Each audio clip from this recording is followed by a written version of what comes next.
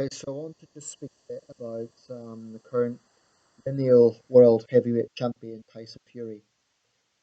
Tyson Fury is someone whom I really can't quite make my mind up about. And as a boxing fan, I will say that I think it is, sometimes we say in the boxing world that personality is irrelevant.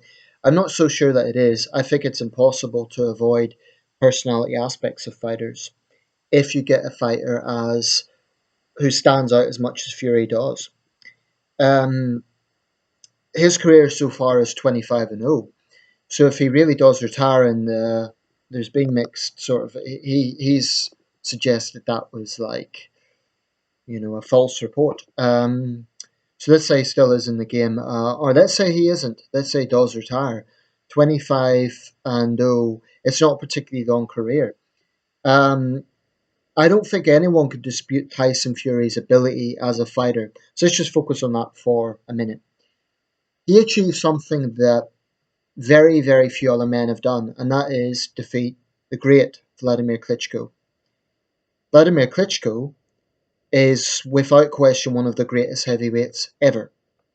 I would put him somewhere around fourth. I think he really is an exceptional heavyweight. I think only Muhammad Ali, Joe Lewis, and possibly someone like Sam Langford would be higher than Klitschko. And I do think in years to come, we will wonder why we didn't really value Klitschko more. Because I think there is a debate about that. Anyway, so the man who defeats the man is always going to get attention. That's what happened with James Buster Douglas after he defeated Tyson, as in Mike Tyson. But of course, the problem with Douglas was he didn't quite capitalize on it. Then he lost the next few fights after that. Now, I don't know if Fury is worried about kind of losing what he has capitalized on. The interview, the face-off interview leading up to the would-be rematch, which was going to be in Manchester, as I understand it, of course, has been called off. Um, Tyson Fury said some very interesting things. I mean, if nothing else, Tyson Fury is very watchable. You know this is someone who's going to say something that's going to. You can accuse Tyson Fury of many things. You can't accuse him of being boring. Anyway, I've almost lost my trail of thought now, but basically, I have lost my trail of thought on that particular one. But I would just say this. I've just read actually that Barry McGuigan has proposed there should be a new fund for the mental health of boxers. That is something that I am very sympathetic to. And I think it's something that people can't really understand. Those of us who have been through depression, and I have, know how hard it is and know that it is not a simple thing. And when you have the sort of pressure that someone like Tyson Fury would have of being world heavyweight champion, I genuinely sympathise with him if that is indeed the case. So I think it's a good idea because the pressure that boxers feel is absolutely immense. They're in a dangerous sport, but they're also, they're expected sometimes to be like Superman. And I think sometimes fans can be very unthinking of that aspect. The sort of psychology that goes through losing a fight, or I think it's something that is not seen in any other sport except perhaps MMA, and perhaps some other dangerous sports like Formula One. But I think the mental health of boxers is a very important thing. And if Tyson Fury really is going through serious depression, then he needs to get help. But I think it is fair to say he needs to relinquish his belt because you can't have a situation where the heavyweight division is just waiting around until Tyson Fury gets better. I know from personal experience that depression can't be cured overnight. It takes time. And that's no fault of Tyson Fury. He needs help, but I think he should relinquish his titles. He's achieved the top in his sport, and he always deserves credit for that. As he said himself, his legacy is secured. He beat Vladimir Klitschko. So even if he lost the rematch, that's history. That's what he done. Yeah, as he pointed out, he hopes that Klitschko would beat him because it would make his first victory look all the more impressive. Well, I've mixed views on that, whether it would make it the more impressive or whether it makes the first victory look like a fluke. But I want to talk a bit more about the character of Tyson Fury. I do think this is important. You know, when we talk about boxers being role models, I accept there's a certain level of naivety with that because in the end of the day, these are men who are involved in a tough sport. And I suppose the concept of being a role model gets a little bit thrown around. I don't expect all boxers to be really clean cut and polite and sportsmanlike all the time. But at the very least, I think if you're heavyweight champion in the world, there should be a certain set of standards that go with that. And there are certain boxers, Floyd Mayweather is another one, who frankly I cringe at some of their antics. I mean, in the case of Mayweather, just gloating about his vast wealth. Um, it is his money, he's earned it, but I just think that that's nothing to respect. To gloat about that money when someone in his position could be doing something with it, really benefiting mankind. Doesn't have to, but I just don't think it merits a great deal of respect. In the case of Tyson Fury, like I say, I really, really have split views on this guy. On one hand, there's times he seems genuinely quite likable. And you think, okay, well, it really is all for show. He's an entertainer and he's full of it. And it's all for show. One thing I will say about Tyson Fury is he matches his words. Now, that's something Muhammad Ali done.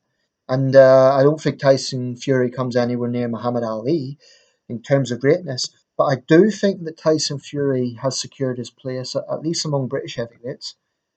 I'd even be tempted to go as far as to say he might be the second greatest British heavyweight after Lennox Lewis. I mean, that's a big statement. Um, Certainly secured his place in boxing history. He's not going to be easily forgotten. But there's times when he seems like a decent man. He seems likable, and it looks like it's all for show. He will be actually quite complimentary. In this interview with Klitschko, he was quite complimentary to Klitschko. But then there's other times he completely uses language that's utterly disrespectful to opponents. He calls them bums. He calls them tomato cans. Um, it's entertaining on one hand, which I suppose is good in a sense. On the other hand, trash talkers. I don't know how good that is for the sport. I mean, in a sense, you need guys like Fury because if every boxer was like Klitschko, I admit it would be boring, and I'm a big Klitschko fan. But I could see that if you had every guy like Klitschko, it would be a bit boring. So you get the Shannon Briggs and the Tyson Furies of this world who really are characters. Um, Incidentally, a Shannon Briggs Tyson Fury showdown would be interesting. We should have two talkers at the same time. Um, but sometimes I think Fury does cross a line, and I also think there are things that he has said outside the ring that are utterly indefensible. I've previously defended Tyson Fury against.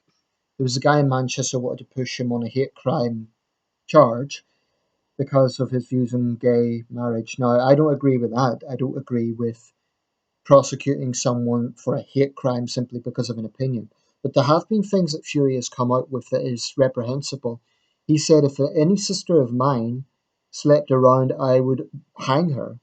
I mean, that's something that's utterly indefensible. Then he had the hypocrisy to criticize Derek Chisora for domestic violence. So this is someone who there are times he says things that are utterly indefensible.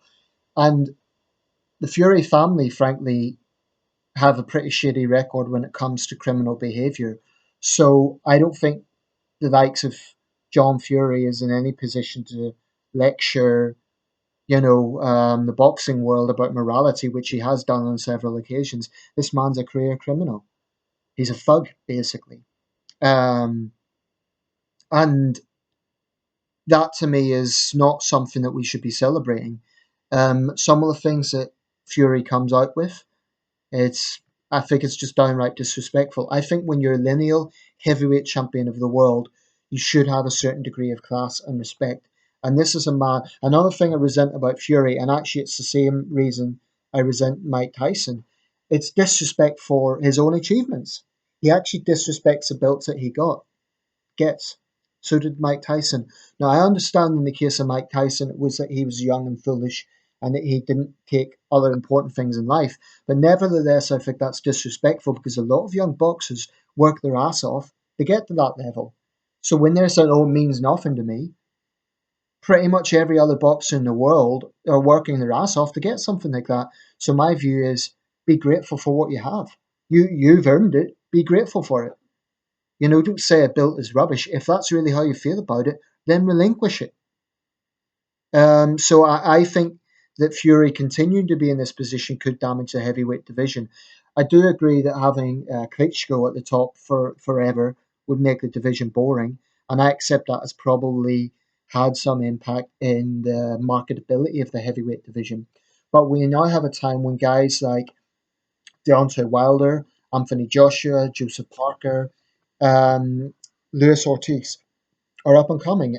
So the heavyweight division may well be getting into another, excuse me, golden era. I don't know. But I really have mixed views on Tyson Fury. One thing is for absolute certainty won't be forgotten. Um, but I just want people to come away with a few things from this. Firstly, to consider the mental health of boxers. If Tyson Fury is going through depression, he needs help. However, the allegations that he's been using cocaine, I have no sympathy for that. It's an illegal grade A, this drug. It's not, that's hardly a good example to be setting um, young people getting involved in this sport, and I don't have much sympathy with it. Also, the level of disrespect he shows sometimes, I think, really does cross a line. He is incredibly arrogant. So was Muhammad Ali, but no one can accuse Tyson Fury of not backing it up, because he done precisely that.